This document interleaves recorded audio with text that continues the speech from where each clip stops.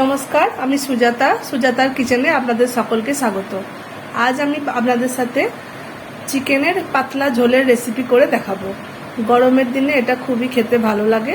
গরম ভাতের সাথে আপনারা গরমের দুপুরে ট্রাই করে দেখতে পারেন। এখানে আমি 900 গ্রাম মতো চিকেন নিয়েছি, দুটো আলু এরকম সাইজের কেটে নিয়েছি। এটা আমি প্রেসার কুকারে বানাবো, আপনাদের দেখাচ্ছি কীভাবে বানাতে হবে।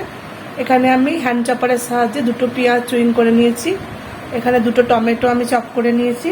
এখানে একটা পেঁয়াজ আমি এরকম সাইজে কেটে রেখেছি। এখানে 2 টেবিল চামচ মতো টক দই নিয়েছি। এখানে আমি 3 ইঞ্চি আদা, 7-8 কোয়া রসুন এবং দুটো কাঁচা লঙ্কা একসাথে বেটে রেখেছি। এটা আমি পুরোটা ইউজ করব না, আমি প্রথমে মাংসটা ম্যারিনেট করব। এখানে আমি আদা এই পরিমাণ ইউজ করলাম। আর দেখুন স্পাইসেসের মধ্যে আমি নিয়েছি নুন, লঙ্কা গুঁড়ো, গরম মশলার গুঁড়ো, হলুদ এবং জিরে গুঁড়ো। আর ফোড়নে আমি ইউজ করব জিরে, একটা শুকনো লঙ্কা, এখানে কিছু গরম মশলা নিয়েছি, গোটা এলাচ, লবঙ্গ, দারচিনি, এগুলো আমি ফোড়ন হিসেবে ইউজ করব। এবার আমি ম্যারিনেট করব। ম্যারিনেটের জন্য আমি এখানে আদা বাটা দিলাম। এবার আমি সব স্পাইসেসগুলো দিয়ে দেবো। টমেটো পিউরিটা দিয়ে দেবো।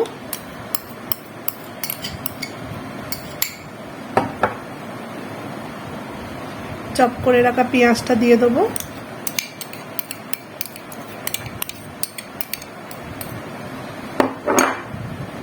এবার টক দইটা দিয়ে দেবো।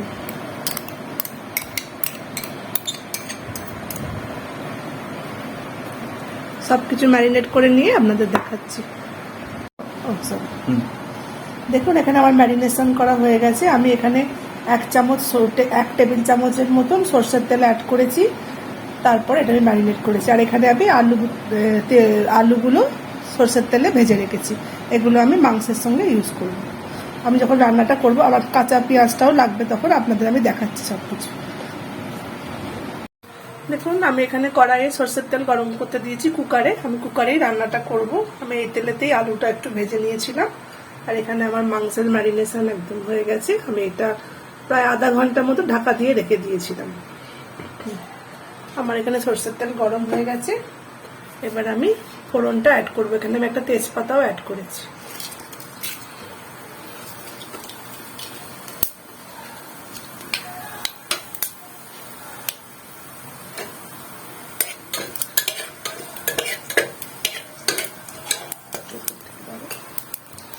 দেখুন ফোড়নটা আমার ভাজা ভাজা হয়ে গেছে। এবার আমি পেঁয়াজগুলো দিয়ে দেবো।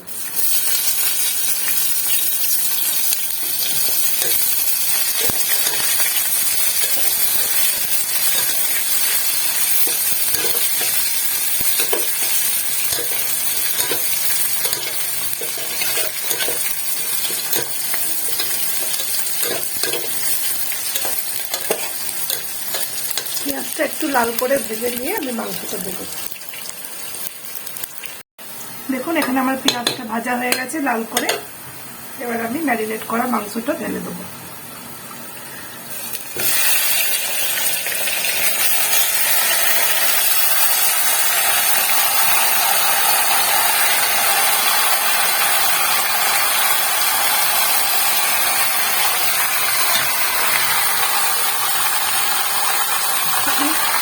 আলুটাও এর মধ্যে দিয়ে দেবো।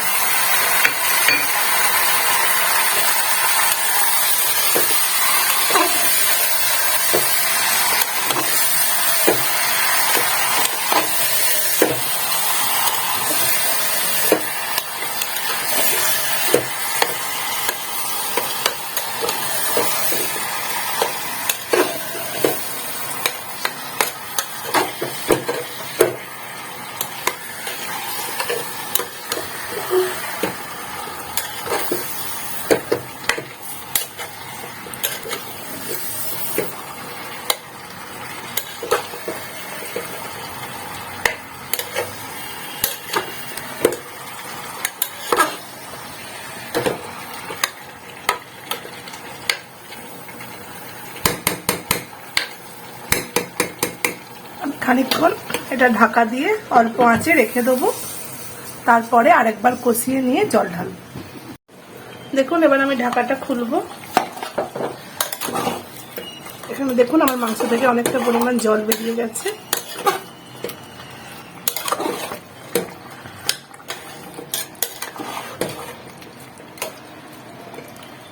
এবার আমি ম্যারিনেশনের বাটিটাতে একটু জল দিয়ে দিয়েছি, এই জলটা মিক্স করে দেবো। গ্যাসটা বাড়িয়ে দেবো।